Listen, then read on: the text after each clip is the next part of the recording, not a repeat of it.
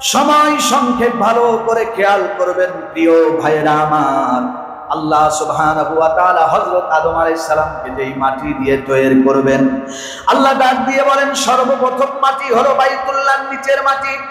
বাইতুল্লাহর নিচের মাটির বড় দাম, বাইতুল্লাহর নিচের মাটি বড় ইজ্জতওয়ালা মাটি, বড় চমৎকার মাটি। এই মাটি দিয়ে আমি আল্লাহ সুবহানাহু ওয়া তাআলা হযরত আদম আলাইহিস সালামকে বানাবো। মুহতারাম ভাইরা আমার, ইসরাফিল আলাইহিস সালামকে পাঠালেন মাটি আনার জন্য। হযরত ইসরাফিল আলাইহিস সালাম ব্যর্থ হয়ে চলে গেলেন, মাটি ওঠে না, মাটি যাইতে চায় না। হযরত ইসরাফিল চলে গেলেন, ব্যর্থ হয়ে মাটি আসলো না। জিবরিল আমিনকে পাঠাইলেন, ব্যর্থ হয়ে চলে গেলেন, মাটি আসলো না, মাটি আনতে পারলেন না। মিকাইল আলাইহিস সালামকে পাঠালেন, তিনিও মাটি আনতে পারলেন না। আল্লাহ ডাক দিয়ে বলেন আজরাইল তুমি যাও মাটি আনার জন্য। এখানে আল্লাহ রাব্বুল আলামিনের বড় একটা হিকমত আছে। মাটি যেই ফেরেশতাকে দিয়ে আমি মাটি আনাবো, ওই ফেরেশতাকে মাটি শেষ করার জন্য আমি দায়িত্ব দিয়ে দিব। যাকে দিয়ে বানাবো, জান তৈরি করবো, ওকে দিয়েই জানটা আমি শেষ করবো, এই দায়িত্ব দেওয়ার জন্য এটা আল্লাহর কৌশল। মুহতারাম মুসাল্লিয়ানে কেরাম, হযরত আজরাইল আলাইহিস সালাতু ওয়াস সালাম গেলেন মাটির মধ্যে, বড় একটা জোরে, খুব সজোরে একটা খামসা মারলেন। তাফসীরের মধ্যে এসেছে আজরাইল আলাইহিস সালাম খামসা মারার সঙ্গে সঙ্গে মাটিটা উঠে আসলো।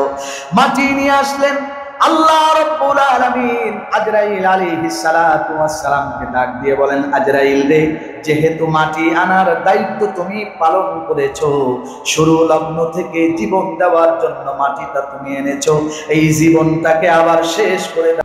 ইন্নাল হামদুলিল্লাহ, আলহামদুলিল্লাহি নাহমাদুহু ওয়া নাস্তাঈনুহু ওয়া নাস্তাগফিরুহু ওয়া নাউযু বিল্লাহি মিন শুরুরি আনফুসিনা ওয়া মিন সাইয়্যাতি আ'মালিনা।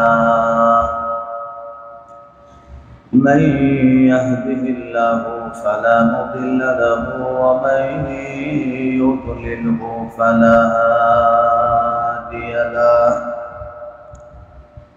ونشهد أن لا إله إلا الله وحده لا شريك له، ونشهد أن سيدنا وسندنا وحبيبنا ومولانا محمدا عبده ورسوله الذي أرسله بالحق بشيرا ونذيرا وداعيا إلى الله بإذنه وسراجا منيرا.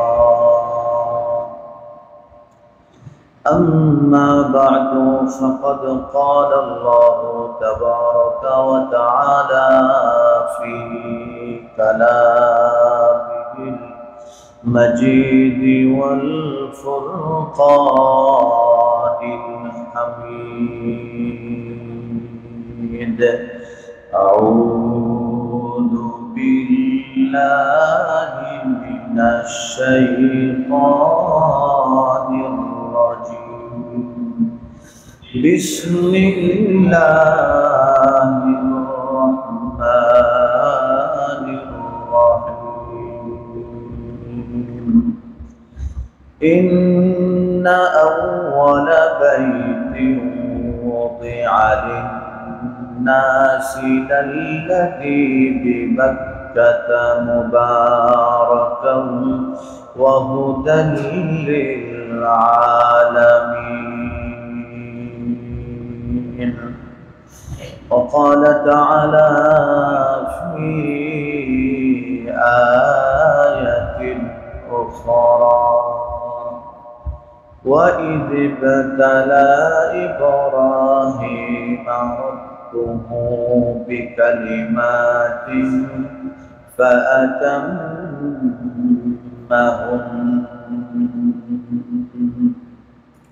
وقال رسول الله صلى الله عليه وسلم: تعجلوا إلى الحج فإن أحدكم لا يدري ما يعرض له.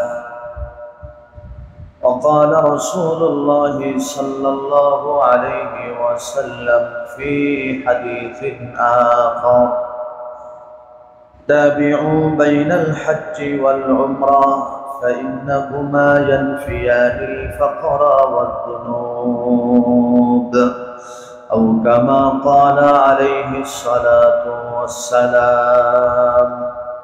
وقال تعالى في شان حبيبه: إن الله وملائكته يصلون على النبي يا أيها الذين آمنوا صلوا عليه وسلموا تسليما. محترم মুসল্লিয়ান کرام, টোটাল মক্কাতুল মুকাররমা, মদিনাতুল মুনাওয়ারা হজকে কেন্দ্র করে বড় দারুণ, বড় চমৎকার, বড় সুন্দর ইতিহাস আছে।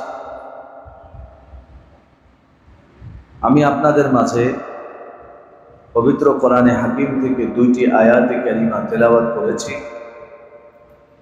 নবী করিম সাল্লাল্লাহু আলাইহি ওয়াসাল্লামের অসংখ্য অগণিত হাদিসে পাকের ভান্ডার থেকে ছোট্ট দুই টুকরা হাদিস পাঠ করেছি।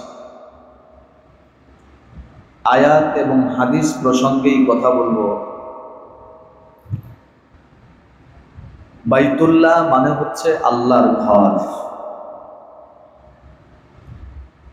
আল্লাহ সুবহানাহু ওয়া তাআলা পৃথিবী সৃষ্টি করেছেন যেদিন থেকেই আল্লাহ সুবহানাহু ওয়া তাআলা তার ঘর ঠিক বানিয়েছেন সেই দিন থেকে। সুবহানাল্লাহ। যেদিন আল্লাহ দুনিয়া বানিয়েছেন, আল্লাহ পাক তার ঘরও বানিয়েছেন। আল্লাহু আলাম, দুনিয়া আল্লাহ কবে বানাইছেন সেটা আল্লাহই ভালো জানেন। হযরত আদম সফিউল্লাহ পৃথিবীর মানুষের, মানবতার সর্বপ্রথম মানুষ। আদম আলাইহিস সালাম থেকে নিয়ে আজ পর্যন্ত একটা হিসাব আছে, কিন্তু আদম আলাইহিস সালামের আগে দুনিয়া আল্লাহ বানাইছেন, এদের কোনো হিসাব কিতাব পাওয়া যায় না। এটা আল্লাহই ভালো জানেন কবে বানাইছেন পৃথিবী। বৈজ্ঞানিকরা হিসাব করে, বৈজ্ঞানিকদের হিসাবের কোনো ভ্যালু নাই। আছে? ভ্যালু লেস, কোনো ভ্যালু। ভ্যালু হলো কোরআন সুন্নাহ। কোরআন, নবীজির কথা, আল্লাহর কথা, এটার ভ্যালু আছে। তাই ছাড়া গোটা পৃথিবীর কোনো মানুষের কথার কোনো ভ্যালুলেস। হইলে হইতেও পারে, নাও। তো যাই হোক, আল্লাহ সুবহানাহু ওয়া তাআলা পৃথিবী বানিয়েছেন 6 দিনে।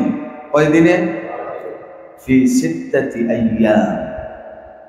6 দিনে আল্লাহ সুবহানাহু ওয়া তাআলা দুনিয়া সৃষ্টি করেছেন। এটা সরাসরি আল্লাহ বলেছেন। কে বলেছেন? আল্লাহ বলেছেন। 6 দিনে যে পৃথিবী আল্লাহ সুবহানাহু ওয়া তাআলা তৈরি করলেন, এই পৃথিবী জমিন, পৃথিবী মানে জমিনটা তৈরি। এই জমিন তৈরি করার আগেও পৃথিবীতে ছিল পানি। কি ছিল? পানি। সেটা যে কত বছর ছিল, কত কাল ছিল, কত যুগ ছিল, সেটাও আল্লাহ ভালো জানেন। এটা কেউ জানে না। আল্লাহ সুবহানাহু ওয়া তাআলা মনস্থ করলেন জমিন বানাবেন। তা পানিটা একটা ঢেউ দিলেন না, কুদরতি ভাবে পানির মধ্যে একটা ঢেউ। দেখবেন বুড়িগঙ্গা নদীতে খেয়াল করলে দেখবেন যে সময় বেশি ঢেউ হয় তা পানির মধ্যে ফেনা হয়। হয় কি হয় না? পদ্মা নদী, বড় বড় নদী, মোহনা, যমুনা যারা দেখেছেন, ফেনা হয়, অনেক ফেনা হয়। আল্লাহ সুবহানাহু ওয়া তাআলা পৃথিবীর পানির মধ্যে একটা ঢেউ দিলেন। এই ঢেউ একটা ফেনা তৈরি হইল।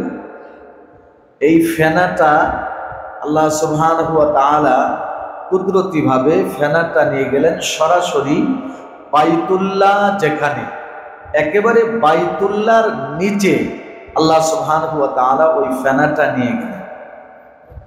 সহিহ হাদিস, সহিহ হাদিস, এটা নবীজি বলেছে।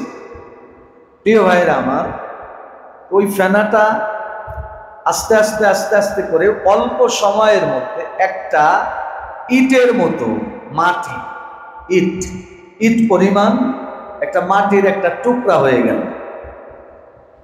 আল্লাহর হাবিব বলেন সুম্মা দুহিয়াতিল আরদ, আল্লাহ রাব্বুল আলামিন জিবরিল আমিনকে পাঠায় দিলেন। জোরে কোন সুবহানাল্লাহ। জিবরিলকে বলেন, জিবরিল তোমার পাখা দিয়ে। জিবরিলের পাখা কত বড় এটা জানিনি আমরা, হ্যাঁ?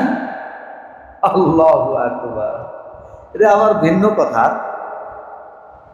হযরত জিবরিল আমিন আলাইহিস সালাতু ওয়াস সালাম তার আসল আকৃতি তো হাবিবে কিবরিয়া মুহাম্মদ আরবি সাল্লাল্লাহু আলাইহি ওয়াসাল্লাম কিছুটা জেনেছেন, আর জিবরিলের আসল আকৃতি সম্পর্কে সম্পূর্ণ ধারণা যিনি রাখেন তিনি হলেন আল্লাহ।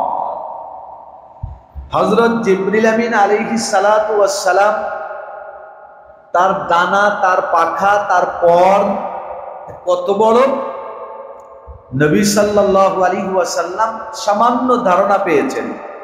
জিবরিল আমিন আলাইহিস সালাম স্বাভাবিকত নবী সাল্লাল্লাহু আলাইহি ওয়াসাল্লামের কাছে আসতেন। মসজিদে নববীর মধ্যে আল্লাহর হাবিব সাল্লাল্লাহু আলাইহি ওয়াসাল্লাম বসে থাকতেন। নবীজির কামরা ছিল মসজিদে নববীর মেম্বারের ডান সাইডে। হযরত আয়েশা সিদ্দিকা রাদিয়াল্লাহু তাআলা আনহার কামরা, রাসূল সাল্লাল্লাহু আলাইহি ওয়াসাল্লামের কামরা, ওখানে নবী সাল্লাল্লাহু আলাইহি ওয়াসাল্লাম বসে থাকতেন। জিবরিল আলাইহিস সালাতু ওয়াস সালাম ডান দিক থেকে একটা দরজা দিয়ে আসতেন। যারা হজ করেছেন, মদিনায় যারা গিয়েছেন তারা দেখেছেন একটা দরজা আছে, দরজার নাম হলো বাবে জিবরিল। দেখেছেন আজিরা? বাবে জিবরাইল মানে জিবরাইলের দরজা। ওই দরজা দিয়ে জিবরিল আলাইহিস সালাম ঢুকতো, আসতো, আসা যাওয়া করত।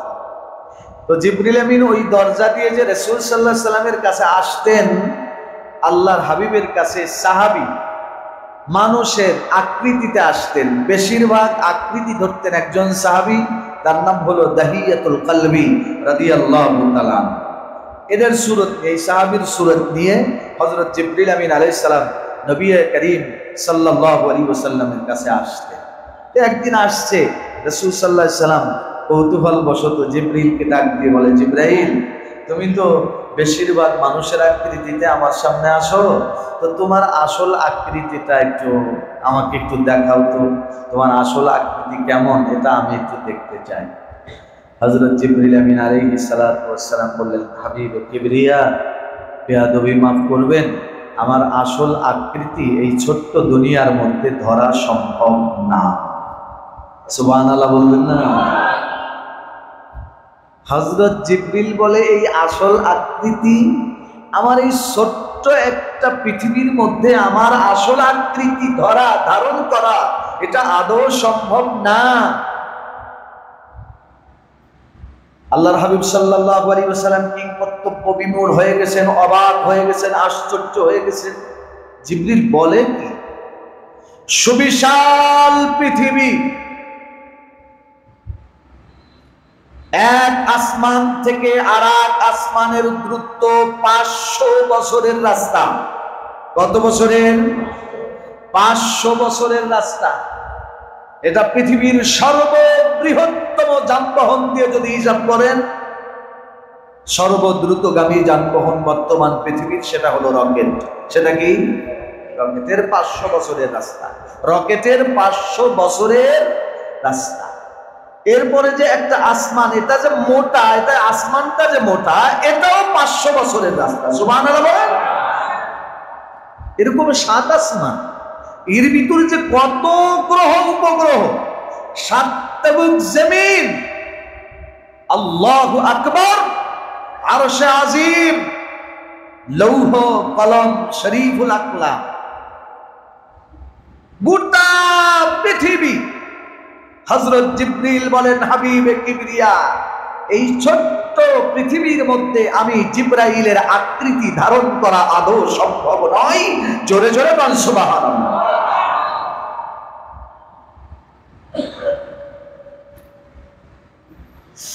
আল্লাহর নবী বিশ্ব মানবতার মুক্তির দূত মুহাম্মাদুর রাসূলুল্লাহ সাল্লাল্লাহু আলাইহি ওয়াসাল্লাম বড় অবাক হয়ে গেলেন, আশ্চর্য হয়ে গেলেন।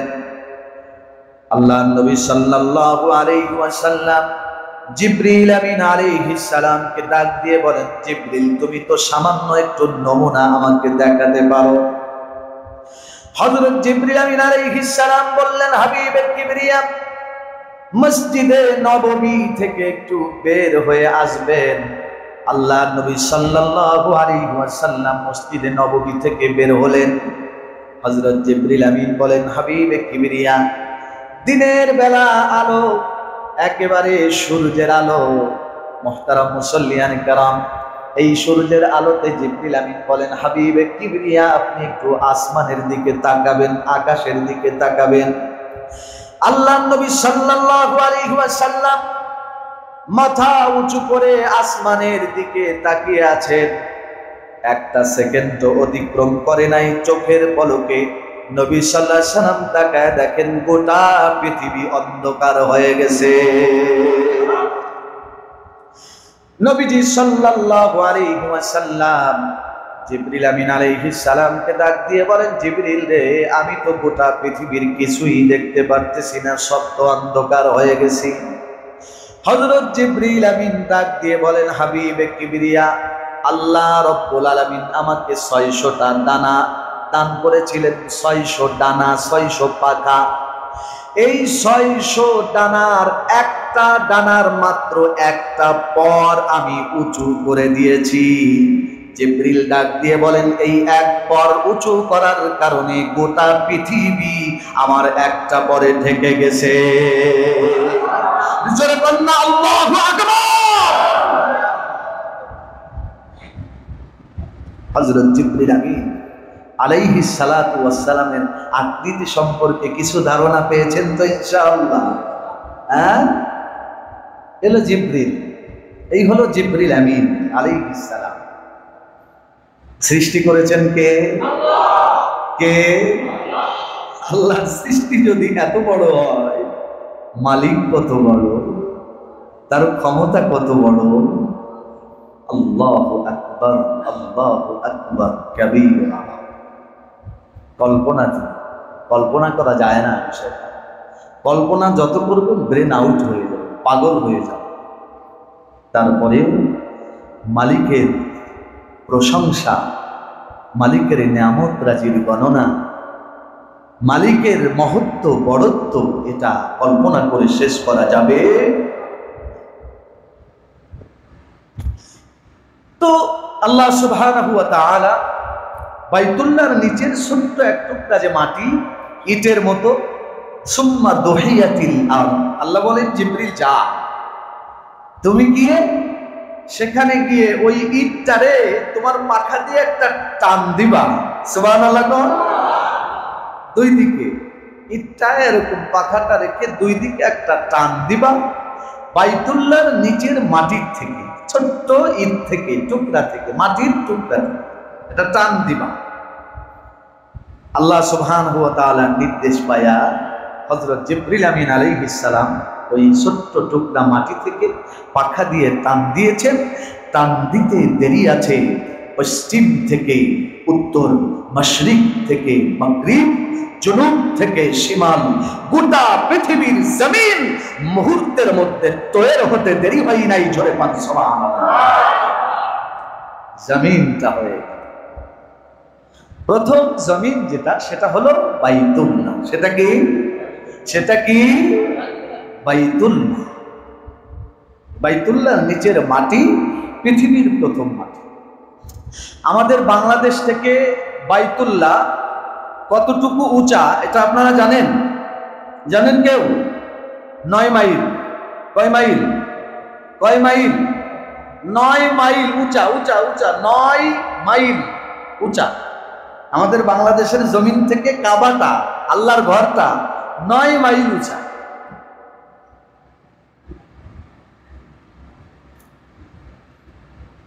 মুহতারাম মুসল্লিয়ানে কেরাম, আল্লাহ সুবহানাহু ওয়া তাআলা বাইতুল্লাহর জমিনটা বানালেন আল্লাহ রাব্বুল আলামিন। বাইতুল্লাহর জমিনের উপরে ফেরেশতাদেরকে নির্দেশ দিলেন, তোমরা এখানে আমার জন্য একটা ঘর বানাও। সুবহানাল্লাহ। ঘর বানাইছে, তওয়াফ করছে ঘরের চতুর্দিক দিয়ে ফেরেশতারা। কারা? ফেরেশতারা।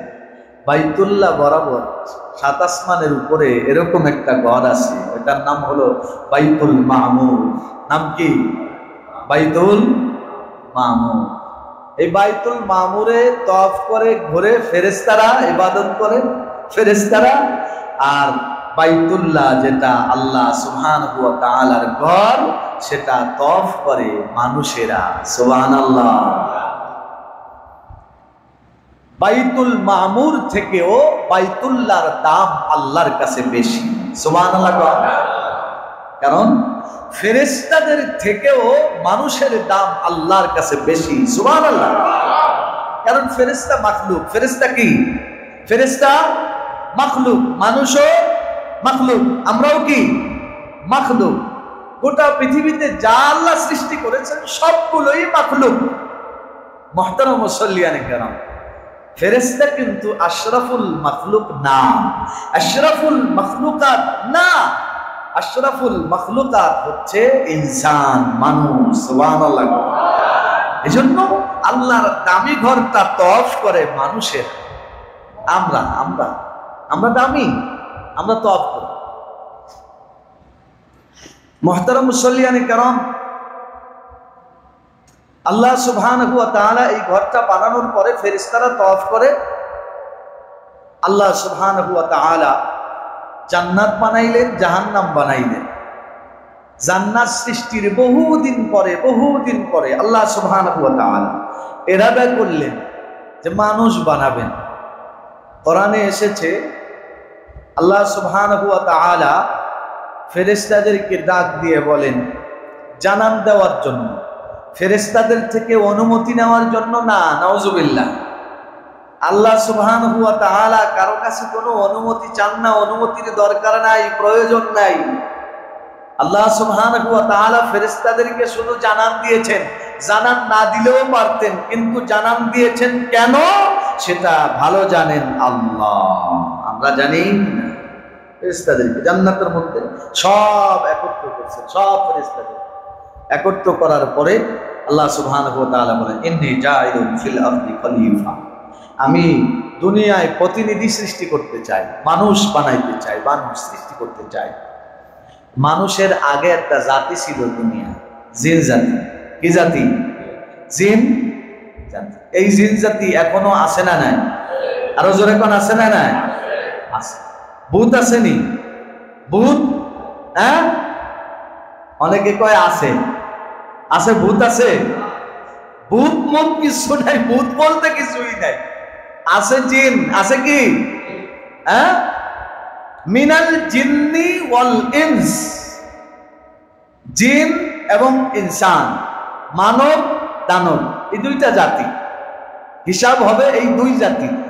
জিন আছে, অনেকে বুকার স্বর্গে আছে, কয় জিনও নাই। নাউজুবিল্লাহ। কোন জিন নাই যদি কেউ বলে তার ঈমান থাকবে না। তার কি থাকবে না? আরো জোরে কোন। যদি কেউ বলে দুনিয়ায় জিন নাই, তার ঈমান থাকবে না, সেটা ঈমান হয়ে যাবে। তার কারণ জিন নাই বললে আল্লাহর কোরআনের আয়াত অস্বীকার করা হয়ে যায়।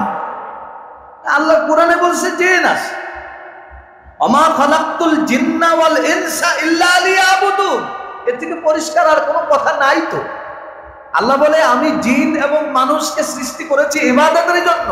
কেউ যদি বলে না জিন নাই, তার ঈমানই থাকবে না। মুহতারাম মুসল্লিয়ানে কেরাম, মানুষের আগেই জিন দাঙ্গামা হাঙ্গামা সৃষ্টি করছে। ফেরেশতারা কে আল্লাহ আগের জাতি বানাইছো, দাঙ্গামা হাঙ্গামা করছো, শেষ করে দিছো তাদেরকে, এখন আবার মানুষ বানাবা, তারা আবার দাঙ্গা হাঙ্গামা করবে, রক্তপাত ঘটাবে। আল্লাহ ডাক দিয়ে বলে তোমরা যা জানো আমি তার থেকে অনেক ভালো জানি। সুবহানাল্লাহ। আমি যা জানি তোমরা তা জানো না। কাছে কাছে মাতুর করি না, এমনি জিজ্ঞেস করছি তোমাদের কাছে কি বলো তাই। আল্লাহ সুবহানাহু ওয়া তাআলা হযরত আদম আলাইহিস সালামকে বানাবেন, বানালেন মাটি দিয়া। কি দিয়া? আরো জোরে কোন। কি দিয়া? মাটি দিয়া। মুহতারাম মুসল্লিয়ানে কেরাম, মাটির দাম আছে না নাই? আরো জোরে কোন আছে না নাই? মাটি আল্লাহ সুবহানাহু ওয়া তাআলা তার কুদরতি হাত দিয়া সেইনা। কার হাত দিয়া? আল্লাহর। কার হাত? হাতটা কার? আল্লাহর হাতের যেই মাটির স্পর্শ লাগে ওই মাটির দাম আছে না নাই? আরো জোরে কোন আছে না না?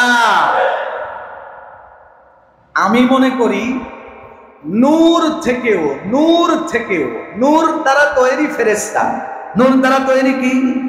আরো জোরে কোন ফেরেশতারা নূর দ্বারা তৈরি। কথাটা বোঝার চেষ্টা করবেন, একটা পয়েন্ট আছে সামনে। ফেরেশতা নূর দ্বারা তৈরি, আর মানুষ মাটির দ্বারা তৈরি। মানুষ কিসের দ্বারা? মাটির দ্বারা তৈরি। মানুষ আল্লাহ রাব্বুল আলামিন মাটিটারে তার কুদরতি হাতে সেন মুহতারাম মুসল্লিয়ানে কেরাম, আর নূর আল্লাহ তার কুদরতি হাত লাগান নাই। আল্লাহ বলছেন কোন হয়ে যাও, মুহূর্তের মধ্যে ফেরেশতা হয়ে গেছে। কথা বলেন ঠিক না? মাটির দাম বেশি না নূরের দাম বেশি? আরো জোরে বল, মাটির দাম বেশি না নূরের দাম বেশি? যারা বলে নবীজি মাটির তৈরি না, নবীজি নূরের তৈরি, তারা কি নবীজিরে খাটো করছে না বড় করছে? আরো জোরে পান। তারা খাটো করছে, নবীজিরে খাটো করছে, ছোট করছে, বড় করতে পারে নাই। তারা বড় করতে পারে নাই। নূরের থেকে মাটির দাম অনেক গুণ বেশি। এটা আমি চ্যালেঞ্জ করলাম, কারণ কোরআন বলছে, হাদিস বলছে। বলেন আমিন। কথা হলো লাইন ঘুরে একদিকে তারাক চলে যায়। বলতেছিলাম আল্লাহ সুবহানাহু ওয়া তাআলা হযরত আদম আলাইহিস সালাতু ওয়াস সালামকে সৃষ্টি করেছেন মাটি দিয়া। কি দিয়া? আরো জোরে কোন কি দিয়া? মাটি দিয়া আল্লাহ সুবহানাহু ওয়া তাআলা হযরত আদম সফিউল্লাহ আলাইহিস সালাতু ওয়াস সালামকে সৃষ্টি করেছেন। মুহতারাম মুসল্লিয়ানে কেরাম, হযরত আদম সফিউল্লাহ আলাইহিস সালাতু ওয়াস সালামকে আল্লাহ সুবহানাহু ওয়া তাআলা যখন বানানোর মনস্থ করলেন যে আদমকে বানাবেন মাটি দিয়া, আল্লাহ সুবহানাহু ওয়া তাআলা এই মাটিটা নিজ হাতে আনেন নাই। আল্লাহ মাটি আনার জন্য সর্বপ্রথম একজন ফেরেশতাকে পাঠিয়েছিলেন। সেই ফেরেশতার নাম হলো হযরত ইসরাফিল আলাইহিস সালাম। জোরে বল সুবহানাল্লাহ। মুহতারাম মুসল্লিয়ানে কেরাম, লম্বা সময় কথা বলবো না, সময় সংক্ষেপ, ভালো করে খেয়াল করবেন প্রিয় ভাইরা আমার। আল্লাহ সুবহানাহু ওয়া তাআলা হযরত আদম আলাইহিস সালামকে যেই মাটি দিয়ে তৈরি করবেন, আল্লাহ ডাক দিয়ে বলেন সর্বপ্রথম মাটি হলো বাইতুল্লাহর নিচের মাটি। বাইতুল্লাহর নিচের মাটির বড় দাম। বাইতুল্লাহর নিচের মাটি বড় ইজ্জতওয়ালা মাটি, বড় চমৎকার মাটি। এই মাটি দিয়ে আমি আল্লাহ সুবহানাহু ওয়া তাআলা হযরত আদম আলাইহিস সালামকে বানাবো। মুহতারাম ভাইরা আমার, ইসরাফিল আলাইহিস সালামকে পাঠালেন মাটি আনার জন্য। হযরত ইসরাফিল আলাইহিস সালাম ব্যর্থ হয়ে চলে গেলেন, মাটি ওঠে না, মাটি যাইতে চায় না। হযরত ইসরাফিল চলে গেলেন, ব্যর্থ হয়ে মাটি আসলো না। জিবরিল আমিনকে পাঠাইলেন, ব্যর্থ হয়ে চলে গেলেন, মাটি আসলো না, মাটি আনতে পারলেন না। মিকাইল আলাইহিস সালামকে পাঠালেন, তিনিও মাটি আনতে পারলেন না। আল্লাহ ডাক দিয়ে বলেন আজরাইল তুমি যাও মাটি আনার জন্য। এখানে আল্লাহ রাব্বুল আলামিনের বড় একটা হিকমত আছে। মাটি যেই ফেরেশতাকে দিয়ে আমি মাটি আনাবো, ওই ফেরেশতাকে মাটি শেষ করার জন্য আমি দায়িত্ব দিয়ে দিব। যাকে দিয়ে বানাবো, জান তৈরি করবো, ওকে দিয়েই জানটা আমি শেষ করবো। এই দায়িত্ব দেওয়ার জন্য এটা আল্লাহর কৌশল। মুহতারাম মুসল্লিয়ানে কেরাম, হযরত আজরাইল আলাইহিস সালাতু ওয়াস সালাম গেলেন মাটির মধ্যে, বড় একটা জোরে, খুব সজোরে একটা খামসা মারলেন। তাফসীরের মধ্যে এসেছে আজরাইল আলাইহিস সালাম খামসা মারার সঙ্গে সঙ্গে মাটিটা উঠে আসলো। মাটি নিয়ে আসলেন আল্লাহ রাব্বুল আলামিন। আজরাইল আলাইহিস সালাতু ওয়াস সালামকে ডাক দিয়ে বলেন আজরাইল রে, যেহেতু মাটি আনার দায়িত্ব তুমি পালন করেছো, শুরু লগ্ন থেকে জীবন দেওয়ার জন্য মাটিটা তুমি এনেছো, এই জীবনটাকে আবার শেষ করে দেওয়ার কাজেও তোমাকে নিয়োজিত করে দিলাম। মুহতারাম মুসল্লিয়ানে কেরাম, হযরত আজরাইল আলাইহিস সালাম মাটি আনলেন। জান্নাতুল মুবারাকের মধ্যে আল্লাহ রাব্বুল আলামিন তার কুদরতি হাত দিয়ে মাটি তারে সুন্দর করে ছেনলেন, কাদা মাটি বানাইলেন, কাদা কাদা খামিরা বানাইলেন। খামিরা বানানোর পরে আল্লাহ সুবহানাহু ওয়া তাআলা সুন্দর একটা স্ট্রাকচার দিলেন। মুহতারাম মুসল্লিয়ানে কেরাম, আল্লাহ রাব্বুল আলামিন সুন্দর করে একেবারে দারুণ করে বড় চমৎকার করে হযরত আদম আলাইহিস সালামের স্ট্রাকচার তৈরি করলেন। তৈরি করা হয়ে গেল, আল্লাহ রাব্বুল আলামিন তার মধ্যে রূহ ফুঁকে দিলেন। মুহতারাম মুসল্লিয়ানে কেরাম, হযরত আদম সফিউল্লাহ আলাইহিস সালাতু ওয়াস সালাম জান্নাতুল মুবারাকের মধ্যে হযরত আদম আলাইহিস সালাম তৈরি হয়ে যাওয়ার পরে যখনই রূহ ফুৎকার দিয়েছেন, আদম আলাইহিস সালাম একবারে শোয়া থেকে সঙ্গে সঙ্গে বসেছেন। বসার সাথে সাথে হযরত আদম আলাইহিস সালাম একটা জোরে হাসি দিয়েছেন। জোরে বলেন সুবহানাল্লাহ। আদম আলাইহিস সালাম তৈরি হয়ে গেছে। তৈরি হয়ে যাওয়ার পরে একবারে শোয়া থেকে সরাসরি বৈশা হযরত আদম আলাইহিস সালাম একটা হাসি দিছে। হাসি দিছে কেন জানেন? হাসি দিছে কেন? তাফসীরের মধ্যে লিখেছে, মুহতারাম মুসল্লিয়ানে কেরাম, হযরত আদম আলাইহিস সালাম হাসি দিয়ে শয়তান ইবলিস মিস্টার ইবলিস তারে বের করে দিয়েছে। তার কারণ হলো আদম আলাইহিস সালামের ঠনঠনে যখন টনটনে আল্লাহ রাব্বুল আলামিন বানায়া মাটিটা যখন টনটনে ঠনটনে হয়ে গেছে, ইবলিস শয়তান কত বড় শয়তান, ওইটা গিয়ে আদম আলাইহিস সালামের টনটনে মাটির উপরে এরকম হাত দিয়ে টুকটা দেন, টন টন টন টন টন টন করে। যখন টন টন টন টন করে, ওই ইবলিস করছে কি একেবারে টাচ করে ওই মাটির ভিতরে একবার আদম আলাইহিস সালামের পেটের মধ্যে ঢুকে গেছে। তখন রূহু আল্লাহ দেয় নাই, রূহু নাই, ওই শয়তানটা পেটের মধ্যে ঢুকছে। আদম আলাইহিস সালাতু ওয়াস সালাম মুহূর্তের মধ্যে যখন তৈরি হয়ে গেছে, রূহ ফুৎকার দিছে, এই যে নাপাক শয়তানটা ঢুকছে ভিতরে, এই জন্য হযরত আদম আলাইহিস সালাম হাসি দিছে, নাপাক শয়তানের নাপাকিটা বের হয়ে গেছে। মুহতারাম মুসল্লিয়ানে কেরাম, বড় লম্বা ইতিহাস, বড় লম্বা ওয়াকিয়া, বড় লম্বা ঘটনা। মুহতারাম মুসল্লিয়ানে কেরাম, এই কথা আমি জেনে আনতেছি কেন? আপনাদেরকে বাইতুল্লাহর জমিন সম্পর্কে, বাইতুল্লাহ সম্পর্কে পূর্ণ ধারণা দিব।